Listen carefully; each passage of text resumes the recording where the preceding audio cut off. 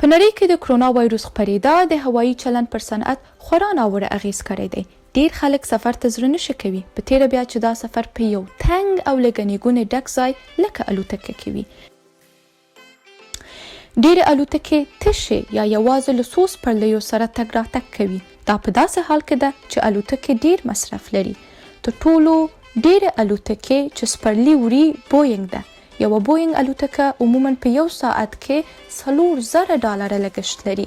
په دې مصرف کې د عملي حق الزحمه، د هوایي ډګر فیس، د الوتکې څارنه او تیل شاملیږي.